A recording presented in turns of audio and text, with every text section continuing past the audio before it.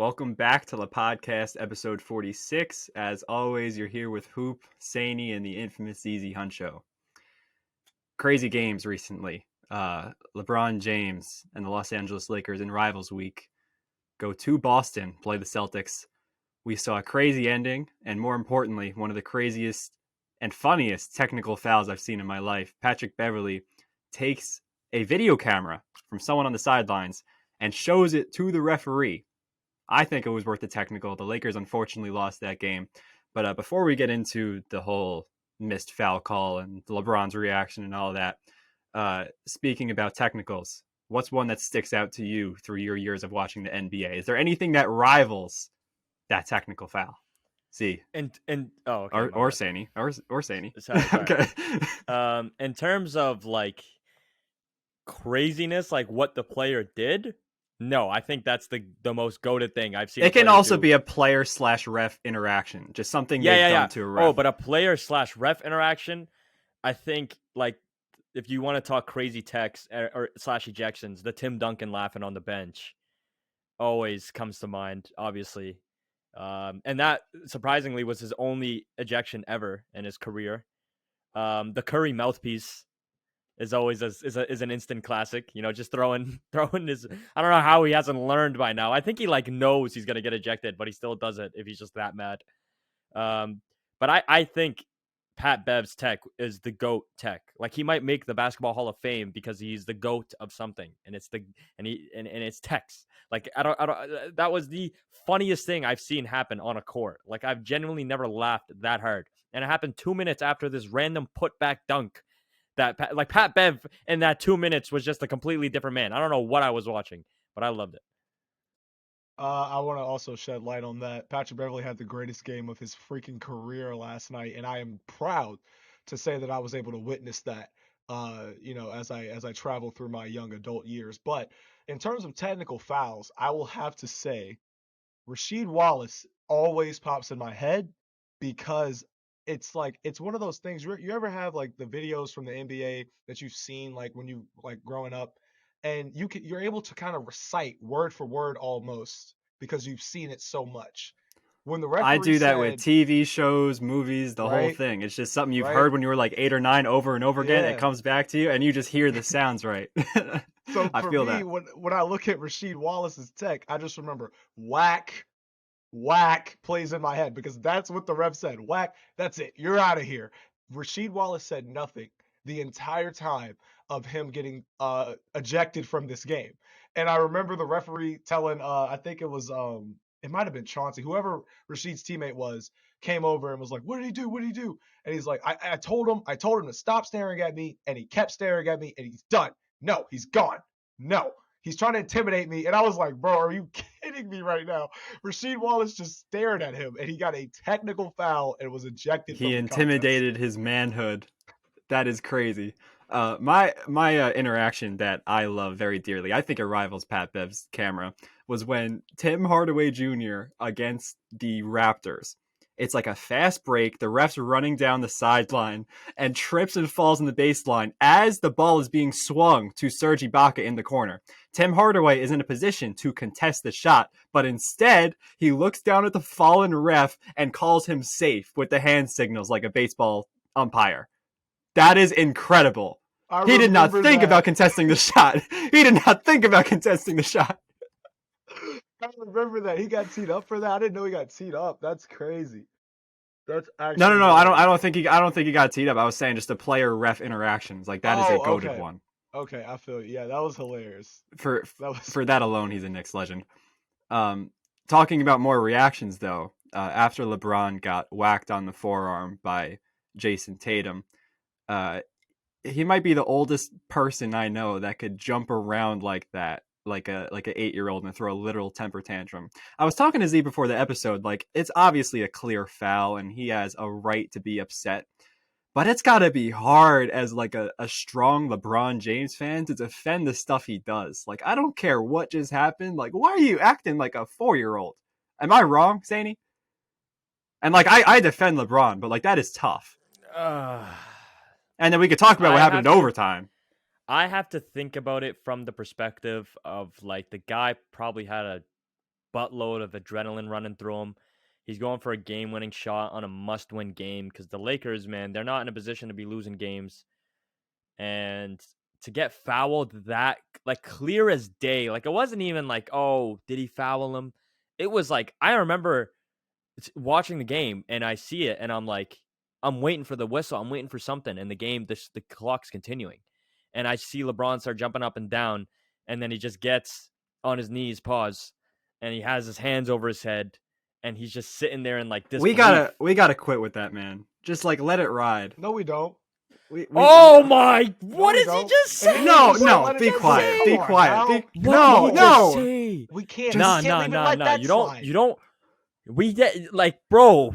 You can. Oh my god. Y'all are so immature. Y'all are so immature. You should have just not said anything. You should have just. I agree, bro is putting himself in a hole that he can't get out of. Exactly. Dog, you can't tell me to go. No. Just continue. Continuing. So anyway, I don't think he overreacted. I think I would be that pissed too. I'd literally like, I'd make it clear that they messed up. Mm-hmm. I think Pat Bev getting a technical in the moment, like, it makes sense. Like, you can't go up to a ref with a camera, but I do think that if there's any sort of fine or something the NBA would have made for a player doing that should be waived. Like, there shouldn't be any consequences outside of that game that are made against the Lakers in any way, shape, or form. Because the official ref account, by the way, for the NBA ref account, tweeted out, yep. Sorry, we messed up. Humans make mistakes. Here's the thing. The NBA has millions of dollars of equipment in the arena to make sure that you don't miss calls like this. I have no idea why a ref, especially in a game like that, in a game winner situation like that, the time's already run out, they can't go back and look at the replay. Why can you not look at a replay? I've never understood that rule where it's like there's a clear foul and the Lakers already used the challenge, which was successful, by the way. It wasn't like they used their challenge and it was false, so they can't just keep challenging. They challenged something that was successful. So why did they lose their challenge later in that fourth quarter? Because what if the ref messes up again against them? I don't understand that rule where it's like, oh, we messed up once, you called us out on it. Screw you. You don't get to call us out again. And that game winner situation, imagine if they had their challenge still. Exactly. If you challenge something and it's declined, it's not like they're like, no, it was against you, whatever. I understand taking away the challenge because then you could just constantly challenge things and it just always, by some sort of luck, it'll go in your favor at some point. Mm-hmm. But when you challenge something and it's like, oh, you were right. Why am I taking away your challenge? Why am I taking away your right of saying, hey, I think you got this wrong when there was no reason to? Like, I think that's ridiculous to me. I think the refs need to get checked. I've been an advocate for fining the refs, but I have also been an advocate for fining the referees because, listen, the NBA is an organization. It is a business at the end of the day, okay? And that's fine with me. Adam Silver, when I look at Adam Silver and I think to myself, as commish, you got to have, like, you probably don't have a lot of days that go by without people, sliding your DM on some disrespectful type of stuff because of something going wrong for their parlay or whatever. So I understand he's got a lot of pressure. But in this situation, when you look at the totality of games this year, and this is one of those things where you look at the Lakers and they're talking about how they're not getting the foul calls. LeBron had retweeted or had tweeted out a compilation of them missing calls in the last month and a half, which is fine. Not all of them, I think, were for sure foul calls, but the one last night was. I was watching that game last night with my friends, and we were talking about how, I remember right before that play happened, you remember Al Horford misses the corner three off the top of the freaking backboard? The play right before this, he misses off the top of the backboard. Jaylen Brown out of nowhere gets the rebound, goes back up, gets hit, and won. So the referees, in the chaotic moments of that play alone, they were able to make that call, right? Then we go to the next possession, and then LeBron James, at this point, who has a 30-plus in this game, has been shooting electric. He ended up with 41, 9, and 8 on 50-50 splits last night. It was crazy. So LeBron drives in. There are 3 Celtics around him when he makes it to the rim. and he misses a layup like that, at first I'm thinking to myself, oh, bro, I missed a layup, but then I had to check myself and remind myself that it's LeBron James. It is LeBron James. Like, he's not doing that. He's not missing a left-handed layup in the moment like that. That's not happening. I've seen LeBron hit too many of those. He won in Dallas in 2011. Like, come on now. What do you mean? So then I'm sitting here watching as you said, LeBron had the temper tantrum. I said he's 38 years old and bro is literally on the ground crying right now. Like, that's insane. But then I look at the replay and I'm like, oh wait, it's justifiable. He got slapped. Tatum takes the ball. Can we not admit that it was like a little extra? Because I'm trying to be like objective here. If I saw someone else, let's say it's like Jordan Clarkson on the ground in like, you would say it's a little extra. It's hard because it's LeBron and he's so scrutinized. I think if it was anybody, I wouldn't say it's extra. I would be pissed in that situation too. I think he was just trying to make it clear that he was angry with the refs. He's not just going to go up. The issue here is he does that a lot, and I understand he gets a lot of calls not going his way. But throw that onto the overtime thing, because I know we don't want to spend all day on, because we got to talk about the All-Star reserves and whatnot. Mm-hmm. If we can get into the overtime part, I agree the game should have been over. The Lakers should have won. But the Lakers had a chance to win. I don't know what the score was, but they had like 18 seconds left on the shot clock. They just walked the ball up the court, wasting 10, and then AD hit a clutch 3, but they couldn't do anything about it because there was like 2 seconds left on the clock after that. So I get it. Seconds on that. I get it in the sense that like you got robbed and you're just upset, but at the same time, like if you don't want anyone to say anything bad about the Lakers that night, just like hustle the rest of the, like you got a minute left. You got to play the last. I agree with you. No, I agree with you that the Lakers. It was I was really disappointed. Like it was like your dignity, bro. Like LeBron's dignity. Where is it? Like for you to just go into the overtime game, like especially like you still have a chance to win the game, and the way he walked the ball up the court like that, and AD just threw up a shot. Like it wasn't even like a set play, you know what I mean? They got lucky that they even made that 3.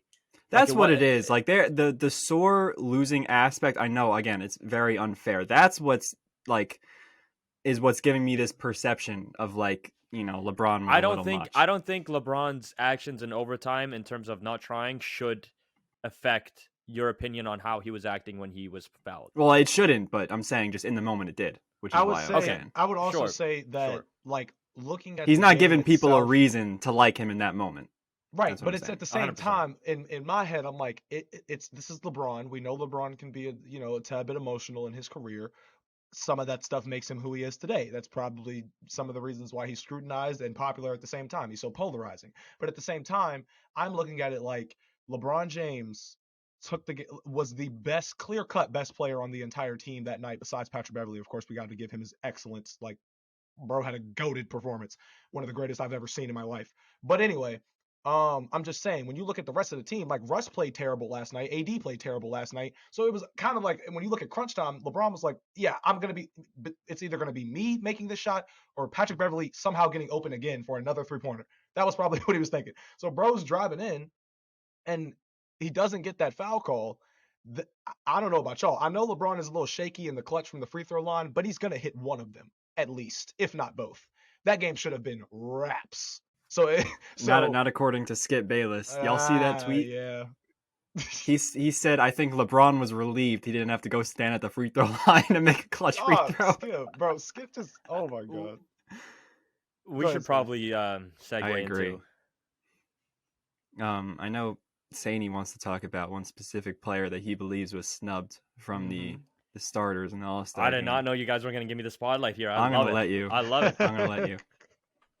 I have a few things to talk about, and obviously I'm not hating on the fact. You guys know I'm going to talk about Shai Gilgeous-Alexander if you're a regular listener. If not, I'm the #1 OKC fan on this planet. I'm not saying this from the standpoint of an OKC fan. I promise you I'm not. I'm not saying this from the standpoint of being a huge fan of Shai.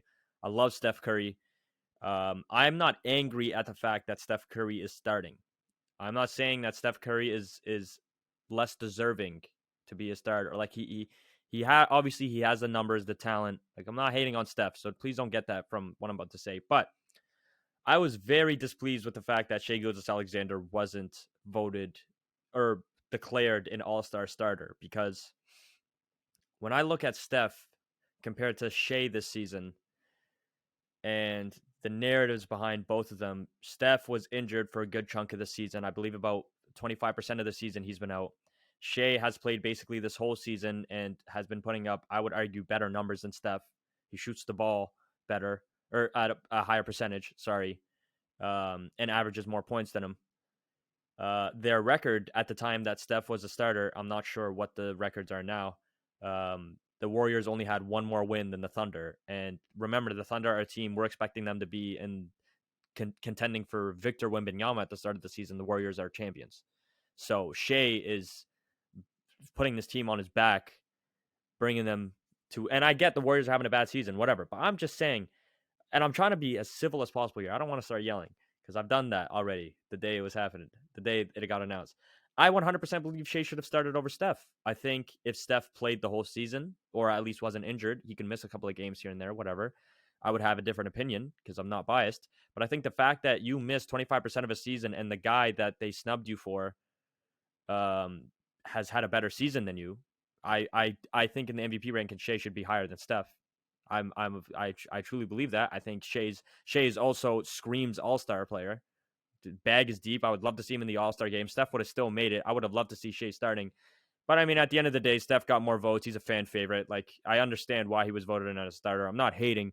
But if we were to go player for player, and remember, All-Star is based on this performance. So many people, by the way, when I was on live on TikTok and I was making videos about it, their argument was, well, Steph's a 4-time champion and he's the best 3-point shooter. And I'm like, bro, what does that have to do with anything? Well, Steph's was a back-to-back MVP. Okay. The hell does that have to do with being an All-Star this season? The All-Star is about your performance in the specific season that the All-Star game is being held. And I believe player for player, Shai versus Steph, Shai is the better player this season. The NBA has become very predictable in that sense. I don't remember exactly the lineups we had for our All-Star predictions a lot of episodes ago, but we knew that if Kyrie played enough games, people were going to vote him in. He turned out to be a starter. I had him as like a wild card because I thought he was going to be out. I thought he was going to still be playing with Kevin Durant the whole time, the media. But like if they get the votes, they get in. So the popular guys are always going to win. I agree with you in the sense that Shai is outperforming Steph Curry in the All-Star standards this year, and that he should be over him. And if we were doing all NBA today, Shai would be over Steph Curry. Going into just the point I wanted to bring up, obviously, Joel Embiid being a snub is the worst accolades luck I've seen in my life. Obviously, back-to-back second-place finishes to Nikola Jokic. Going to be right? Back-to-back. This is All-NBA as well. Not only MVP, All-NBA. This is a guy who has never been first-team All-NBA, Joel Embiid. He is now an All-Star reserve in a year where he might finish second in MVP voting. I was talking to Z earlier. I said if he finishes second to Jokic again, and it's the same narratives where they're both neck and neck, and it's truly preference. The stat guys are going to say Jokic, the other guys are going to say Embiid. None of them have really proven their championship caliber yet. They're both high seeds. If Jokic wins again, I think there will be a race war in the NBA community. Like, I can sense it, bro. The sides are already forming. I hate it because they both deserve it. It's so awful. I would love to bring this point up as well. I love how you bring up Joel Embiid's bad luck with accolades, and this isn't directed at just Joel Embiid, but players in general. The one thing, like your point with Kyrie and Steph being voted in, it's so predictable because it's all about fan favorites. At the end of the day, the NBA wants to cater to the fan. They want to bring in players who get the most votes, correct? When you look at a player's career at the end, or when you're doing an all-time debate, or even in Joel's case with the MVP snubs, no All-NBA first team, right? A lot of these guys, a lot of these casuals, they like to bring in resumes as an argument. I said the same thing with De'Aaron Fox and Jeff Teague. I brought up the same argument, and I'm going to bring it up again because this is a perfect example of it. This is the reason why I don't like how media gets to have a say, or this big of a say, in accolades. Because there are a lot of guys who are missing some awards from their resume that they should have, and down the line in the future, we're not going to remember why they didn't get it. Nobody's going to have an asterisk by Joel Embiid's All-NBA selections because, oh, well, you know what? He was close. He should have made it because for some reason, the NBA in the All-Star game, they do 2 guards and 3 forwards, but in the All-NBA teams, you're forced to choose a center. I don't understand that. I still don't understand that. Why is it that on our All-NBA teams, you're forced to have a center, only one center? You can't have 2 because they're not considered a forward when it's All-NBA teams. But when we want to do the All-Star game, no, you can have 3 forwards. I don't understand that. See, now that's when the NBA is contradicting themselves because now awards that they give out throughout the season, a player like Jason Tatum, let's say if you were to snub somebody for Joel Embiid, you're going to say Jason Tatum. Durant and Giannis are starting guaranteed. So you're going to take Jason Tatum out, right? A guy like Jason Tatum now can get All-NBA first team and the All-Star game selection or All-Star game starter, while a guy like Joel Embiid doesn't have that same luxury because if it was the All-NBA team, I would take Embiid over Tatum, right? I would take Embiid over Tatum, but you can't because there's a center. There's only one center allowed. Yeah, and can I just... But in the All-Star game, Tatum can take Embiid's spot. So Tatum can take Embiid's spot in the lineup for the All-Star game, but Embiid can't take Tatum's spot for the All-NBA team. You see, that's where the NBA contradicts itself, and that's what I don't like about the NBA. A lot of things need to be changed because a lot of these players' resumes are going to look terrible in the future compared to what they should have looked like. And what Saney just was spitting right there, I genuinely feel disrespected because, like, why are they playing with us in the All-Star game? You want to talk about all NBA, All-Star, all that BS. That's all I'm hearing because Joel Embiid should not be a reserve this year. I'm sorry. When you're looking at Philadelphia being the 2nd seed in the Eastern Conference, when you're looking at how you were predicting them or predicting their accomplishments going into the season, when you think about how Hoop said before the show started, he said that he had Joel Embiid as his leading MVP candidate going into the season. Joel was like number 2 for me. But he was right there because, like you said, we look at narratives and things like that and how the last couple of years have played out. Joel's been balling, leading like 2nd highest score in the entire league. The team is the 2nd seed in the East with a top 5 defense in the league as well to go along with it. Like the team itself looks like it's set up for playoff success, looks a lot more structured than some of the teams that fall behind it. Like, I don't know, the Miami Heat, for example. Like, what do you mean? Joel Embiid is clearly the 2nd best center in the league, if not the best, depending on which side you like. If you like free throws and you like aggression and you like better interior defense, you're going to go Joel. If you like the playmaking and the efficiency and the 12 to 14 shots a game paced, you like Nikola Jokic. But at the same time, I should not look at an All-Star game and see Nikola Jokic lined up for this squad and Joel Embiid not facing him over here on the other squad. I don't like that idea because it, like you said, it contradicts itself. It's hypocritical, and I feel genuinely disrespected. I want a refund. I don't know of what, but I want some sort of refund. Damn, Adam Silver. God. I just want to read off Embiid and Jokic, what they're doing this year, because we said Embiid's going crazy. To put it in perspective, 33.8 points per game. That's bold in Basketball Reference, which means he leads the league. 10 rebounds, 4 assists, a steal, and just about 2 blocks. 53% shooting, 36% from behind the arc. Nikola Jokic, on the other hand, is 0.1 assists away from averaging a 25-point triple-double as a center, shooting 63% from field goal and 39% from 3. Both of these guys are right atop their conferences. What the heck? He's averaging a steal and a half too, Jokic. It's mad. You're it's kidding mad. me right and now. Listen, I'm not. Hold I'm up, not mad. Can I? Sorry, I started to keep cutting you off. If we're saying that Jokic, if he wins the MVP in a ring this year, you're saying he can get into that top 10, 12 kind of conversation. Yes. What if Embiid does it? Is he right there? Same thing. I agree with you. But I was wondering, like, if you actually take the hardware into account, because like I know people do that. But they're like, oh, Embiid has one MVP. I do. But if he's second place by that close, I think it should count as pretty much just the same. You want to know why? Especially nowadays, I'm going to start taking hardware into account. For example, may he rest in peace, with Bill Russell's 11 rings. You don't call Bill Russell the GOAT because he has 11 rings, right? Because those rings, you can put an asterisk to it. There was only 8 teams back in that era. Or, for example, Kareem, you don't call Kareem the GOAT, even though if you were to judge a player off of accolades, you would say Kareem's the GOAT, right?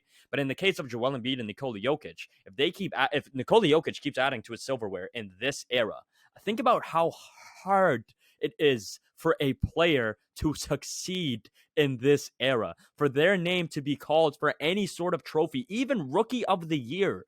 Walker Kessler, is not like you can look at that guy's numbers and he isn't even the second option for rookie of the year. Is a great example. Every single trophy you look at, it is impossible to win nowadays unless you are really him.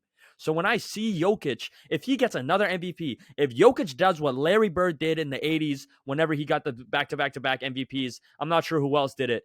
I think it was just. I think it was I can't just remember Larry. off the top of my head.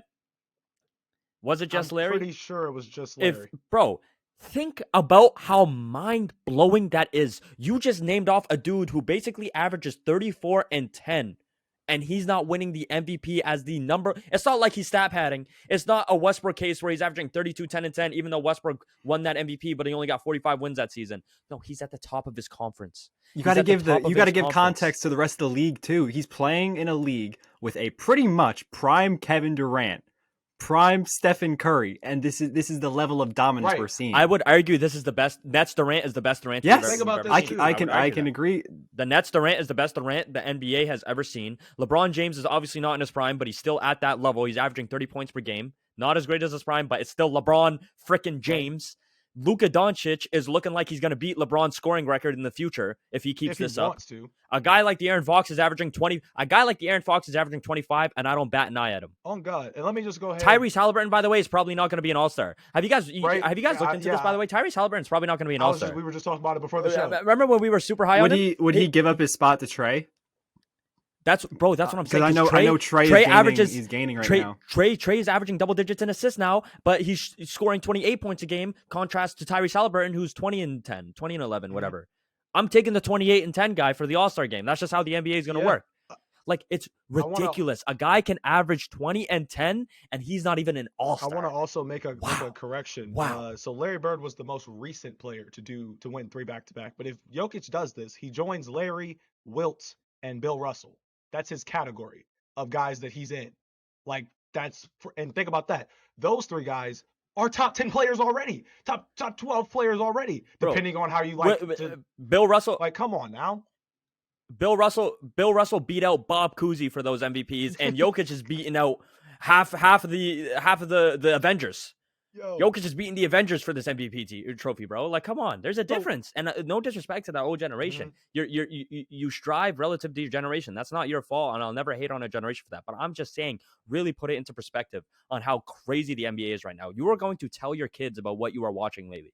This is the golden generation of the NBA, and it's only going to get better, of course, because I understand human beings evolve, the game evolves. That's just how it is. But right now, we are witnessing peak NBA, because transitioning from the 90s to the 2000s, the 90s look better. The 2010s started to ramp up. The 2020s is peak. I promise you. This is going to be some of the greatest basketball we will ever watch in our lives. We are witnessing it. So if you don't think Jokic, if you look at him as a player, if you really sit down and process it, if you plug Jokic into any other generation with the things he's doing against this generation, and you don't think, you know what, there might be an argument that he's top 12 all time, you're ridiculous. Oh God, I think Jokic. I'll say it right now.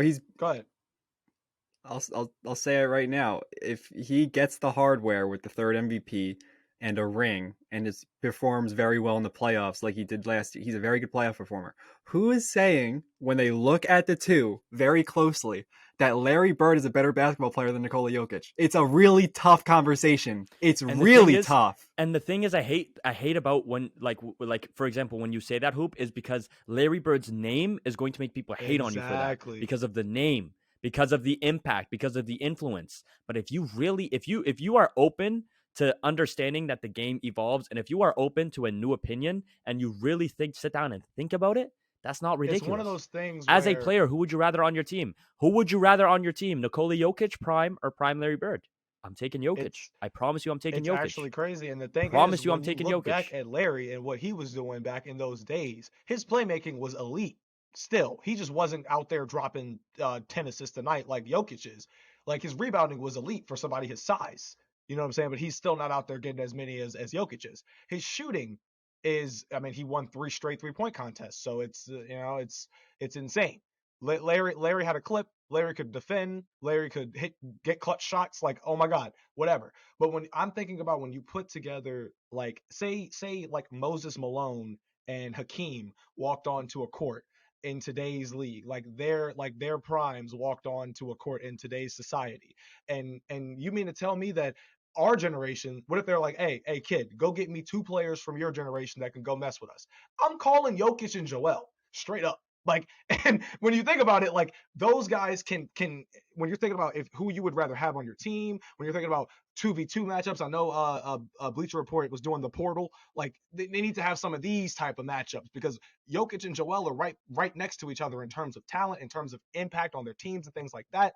But the hardware isn't there because one of them is doing it a little bit more pretty than the other one's doing it. And I'm gonna ask you this question because I saw Joel today said in an interview, I'm not changing myself for anybody. I'm not if they want to call me a troll, I'm a troll, whatever, boom, boom, boom. I feel disrespected being that I've started in the past 4 to 5 years of this All-Star game. I've started. So I feel kind of disrespected that I'm not starting. But at the same time, you just said I thought he was the second highest scorer in the league. He's leading the league now again.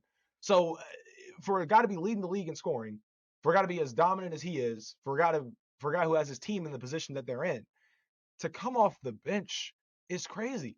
And it really begs the question. I feel like we need to have an episode like this. But is Joel Embiid the most disrespected superstar of our generation? I think yes. I think yes.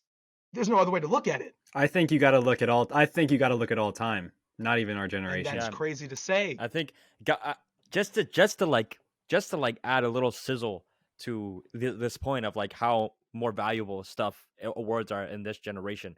I don't know if you guys know this. Like, there's so many under the radar players, but when you think of Anthony Simons, you think of a dude that really is having a great season, right?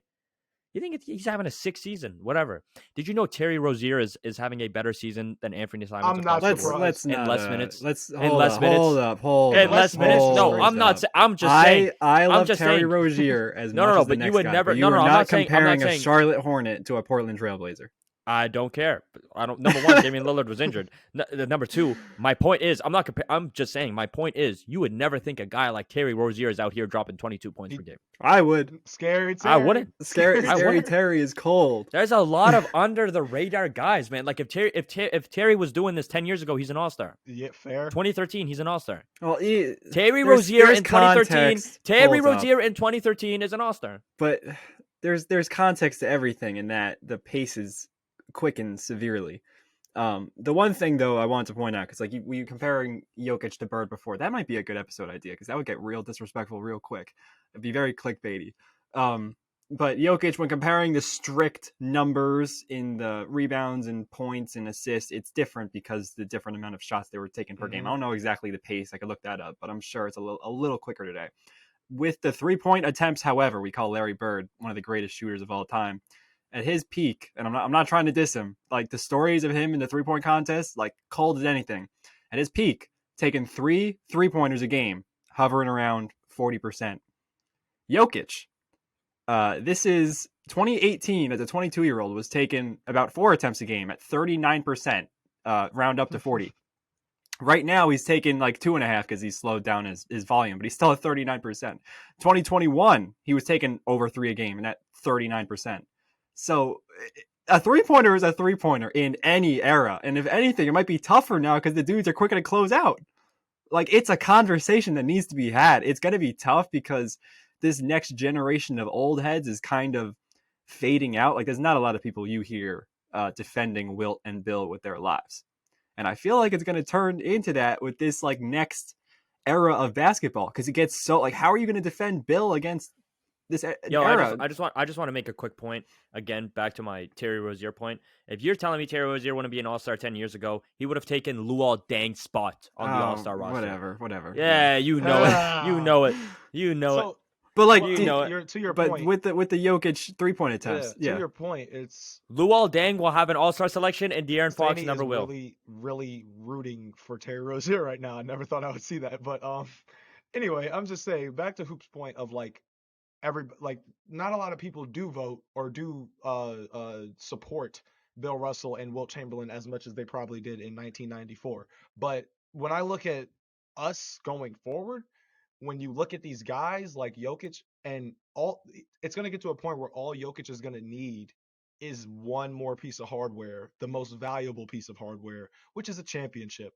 It's that simple. For guys like Dirk Nowitzki, I remember us talking about, for guys like Dirk Nowitzki to be as great of a player as Dirk Nowitzki was, The only reason that Dirk Nowitzki is in most people's top 25s of all time is because of that ring. If he doesn't have that ring, he's lower on the list because a lot of things are going to change. The narrative surrounding him itself would change, and if he never got that ring in 2011, he would have always been labeled as a playoff choker, like dating back to the 06 series even. Like that's just what it is. When you get the hardware though, everything changes. For Nikola Jokic, we're not even looking at him right now as a playoff choker. We're looking at him as a guy that's just in a tough situation and has been in tough situations in the postseason that aren't his fault. And this is another reason that I think the Joel and Jokic kind of differentiates sometime amongst fans is because when you talk about the two of those guys in the postseason, I feel like there will be a lot of more hands raised for Jokic's side of better playoff performers compared to Joel's. And that's in large part due to Joel being in the Eastern Conference and it being so neck and neck for years. Remember, the Miami Heat made it into the freaking finals as the 6th seed. Like, bro, that's crazy. Whereas Nikola Jokic is over here fighting for wins in the regular season, but then when push comes to shove in a 7-game series, he's the only guy that can show up because he's the only guy left at the finish line for the Denver Nuggets, which is crazy. So I'm saying Jokic is they're in a race to greatness right now. Jokic is a little ahead, and has a clear shot. All he needs is the ring. But Joel, I feel like in recent years has been in better situations in terms of just their conference alone to get to the finals, let alone. Think about it. The Atlanta Hawks were in the Eastern Conference Finals a couple of years ago against or not the Eastern Conference Finals, but they had just beat the Philadelphia 76ers in the previous round. So it's insane. Like, it's genuinely wild. He's had shots, legitimate shots that you would genuinely think the Sixers would be able to overcome. And I always think a literal shot with Kawhi. On God. A literal shot. On God. With Kawhi Leonard. Like, Joel Embiid has had either he is the most disrespected superstar of all time or in our generation, or he is the most unlucky. There's no in between. There is an in between. I'm just trying to find it. Because Kawhi Leonard's shot in and of itself, first of all, it was a travel. I feel like it's been a few years. We can look back on it. Kawhi took like 5 steps before he took the shot, like getting the ball. They didn't call that, but he still hits a shot like that in Joel's face. And he has to watch it along with everybody else watching, millions of fans watching as it bounces around the rim. Like, that's hard. Like, I couldn't deal with that. He has Jerry West luck at this point. That's bad. Like, come on. Just give him a shot. So, that's just crazy to me. We need to have a segment dedicated to Joel. Saney, we need to have a bunch of conversations after this episode. Saney, I don't know how much time we have left, but just something quick that popped in my head.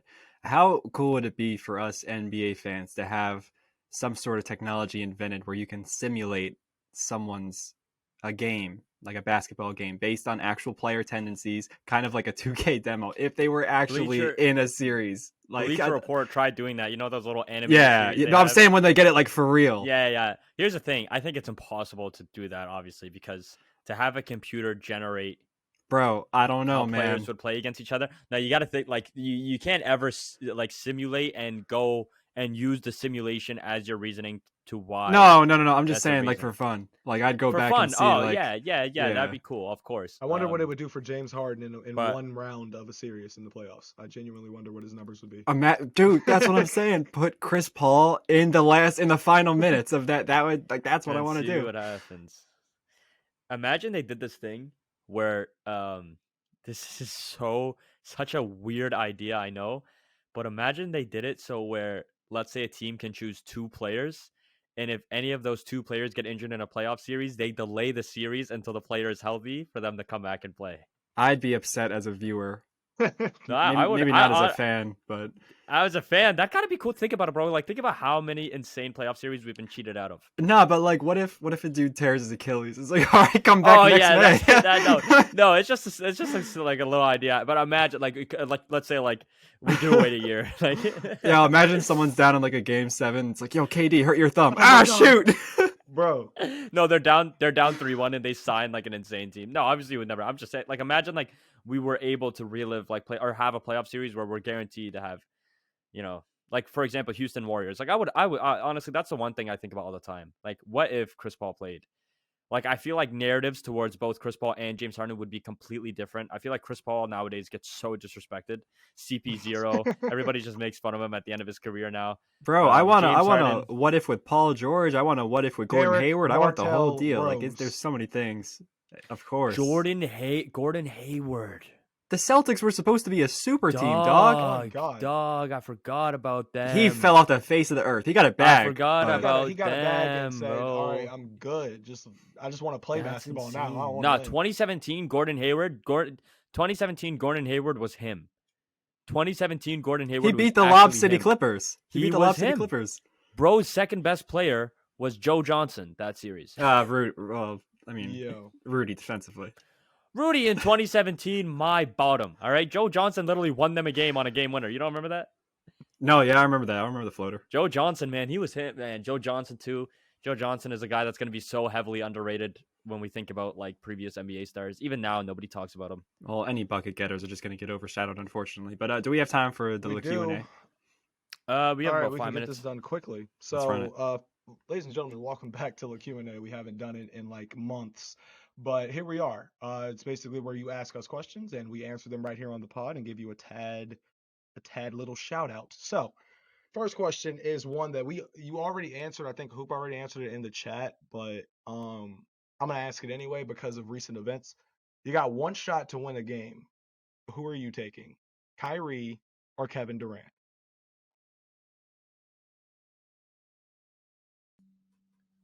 Well, it depends on the situation. Well, I mean, think about Is the guy is it a catch and shoot? Is it That's catch pretty and shoot? lame. Make it a make situation. Sandy. Yeah. Z, just no. Z, Okay, decide. fine. No, fine, I'm saying fine, you decide fine. the situation. Sorry, Z. Sandy. What?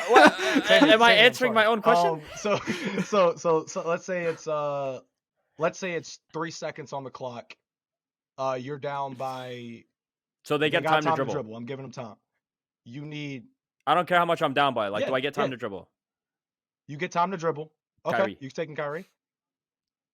Kyrie. Catch and shoot off the inbound, Kevin Durant. If it's like a 1-on-1 with the player, Kyrie. So let's say it's a 3-second inbound. Throw it to like the edge of the logo. Get 3 seconds ISO. Yeah, I'd go Kyrie. Okay.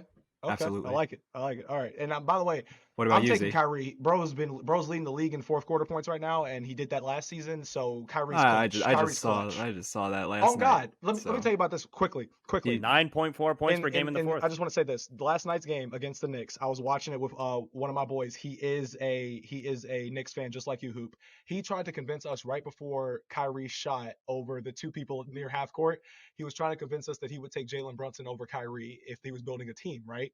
And I was like, no, I want Kyrie. And then his argument was, do you want a guy that's going to play like most games throughout the year, or do you want Kyrie? And I said, I don't give a damn if Kyrie plays 20 to 25 or is projected to. I'm taking Kyrie Irving. And as soon as I said that, he was trying to defend Jalen Brunson, like, no, Brunson's a better facilitator, blah, blah, blah. I said, watch this. I pointed to the. Oh no! What? No! That's a salty What? dude.